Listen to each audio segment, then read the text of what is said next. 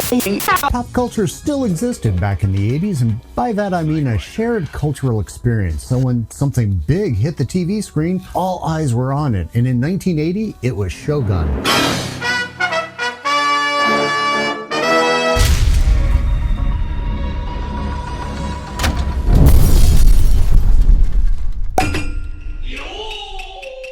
It ignited my love and fascination with Japan and captivated a nation, not to mention kicked off the whole mini-series event phenomenon. So obviously I was hyped at the prospect of a remake, but just as fearful of the fact that it was being made now when all the other IPs out there are being left in tatters. I'll be honest, the first episode had me genuinely concerned. When Blackthorn first arrives, it felt like they were speed running the plot points, like an excited little kid trying to explain what was going on to one of his friends. And then this guy gets his head chopped off, and then he gets peed on, and then. Are we really doing a video about people peeing on each other?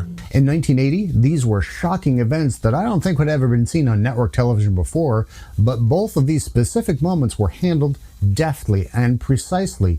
The audience was made to understand very clearly why those things happened and reinforced the reality that John was not in Kansas anymore. But here, those moments just blew by at lightning speed. I had to rewind the beheading because I felt like I'd missed something. And even though I'd read the novel and loved the 80s miniseries, obviously, and knew the reasons why, it still wasn't clear to me in this version. It wasn't until later that I understood for myself that part of this may have stemmed from the fact that the makers of the show were intent on giving us a very different story than what I was expecting. For example, in the 1980 version, John was a vehicle for the audience who at that time had little to no exposure to Japanese culture whatsoever. There were no subtitles enhancing that alien fish out of water feeling. Blackthorn didn't know what was going on, and neither did we.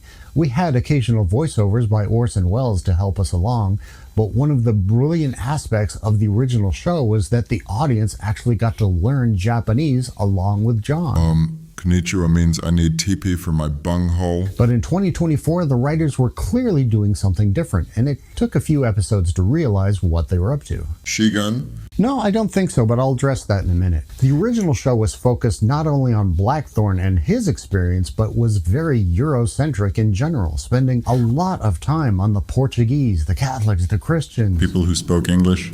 Good point, Doge, maybe to take the pressure off the audience. The point is, most of those characters have cameos at best. This version of the story is very much from the Japanese perspective, and I'm okay with that. I just didn't understand that from the get-go, and I found it disorienting. There are even some episodes in the middle of this series where it felt like John had to be shoehorned in just to remind us he was still there. Give me back my ship. No. Okay. That was the extent of his interactions. And this has the potential of feeding into the Shogun narrative I've seen floating around out there. Because they were emphasizing the Japanese side, John was minimized and Mariko's role was enhanced. This may sound weird coming from a guy, but I'm bummed that the love story was damaged in the process. It's like they couldn't pick a lane. Right? The love story was a huge component of both the book and the 1980 version, but here it was handled as an afterthought. This Mariko was very cold and withdrawn, her claws firmly latched into the issues from her past and her inability to let go. Literally had daddy issues. She even fights in this version, and while Japanese women of this period were sometimes taught to fight, and this is the weapon that they were commonly taught to use, I couldn't shake the feeling that the writers were trying hard to maybe lean as far into this direction as they could without fully breaking the story. Now, how much of that is real or just my programming from abusive writing we've had to endure for the last few years? I don't know. I just look forward to a day where I can sit back and enjoy a story without it even crossing my mind that yet another agenda is being swung at my head.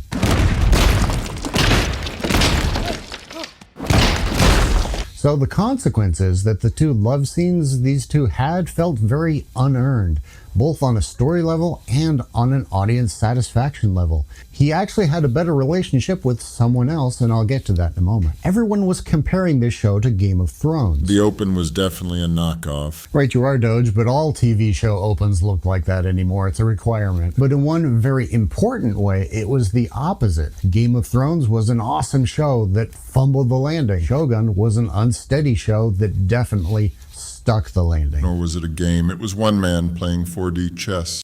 100%. This was Toranaga's show, perfectly cast with Hiroyuki Sanada. Filling Toshiro Mifune's shoes is no easy task, but there's literally no one else I would have cast here, with the possible exception of Ken Watanabe. I was surprised Ken wasn't involved in this. Right?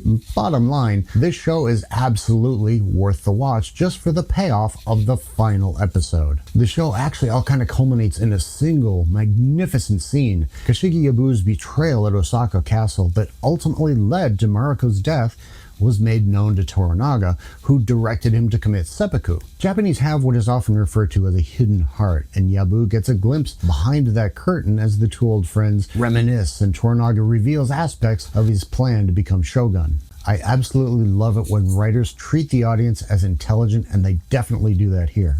After letting him in a bit and revealing some of his machinations, as he takes up position as Tabu's second, he says the slightly odd phrase, Why is it odd?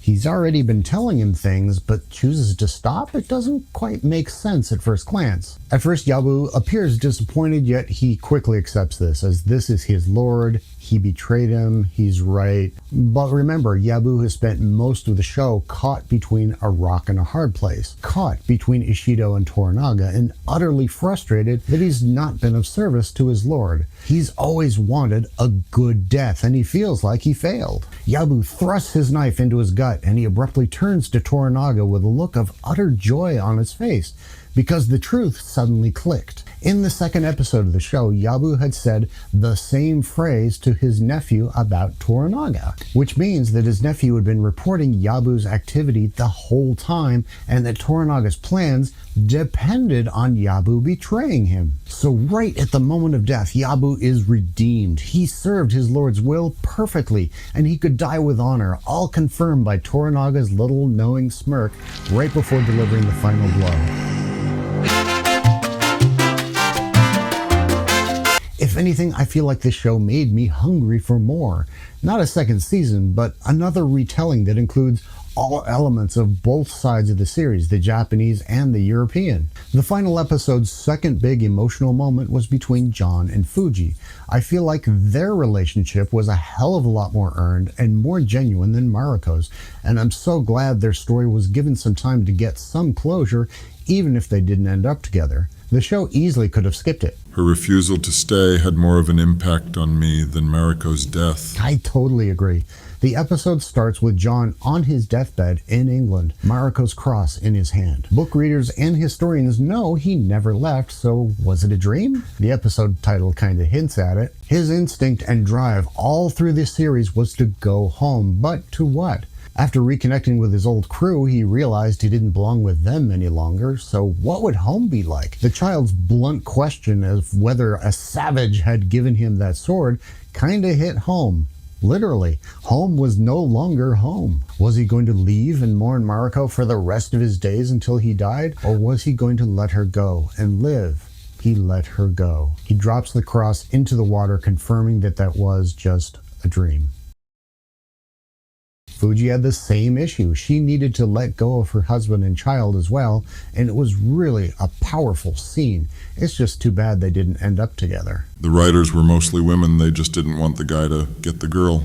Oh my God, will you stop? Watch out, everyone. One of those internet trolls out there is a dog. You're a dog. Some were upset that we didn't get to see the pivotal battle of Sekigahara, but we didn't need to. While I'm sure it would have been awesome, it essentially would have been a filler episode, and it would have detracted from the heart of the story. They flash forwarded to show how it would turn out, and given Toranaga's masterful gameplay through the series, it leaves the audience with little doubt that that was exactly how it was going to play out. If Hollywood really is on the road to fixing itself, the new Shogun series on FX is definitely a huge step in the right direction. Haven't seen it yet? I just ruined a bunch of crap for you. Sorry, watch it anyway. Seen it already? Watch it again. I know I will. Wrap this up. I need to go outside and dishonor the yard. Like, comment, subscribe, and stay fresh, cheese bags. You can be my second.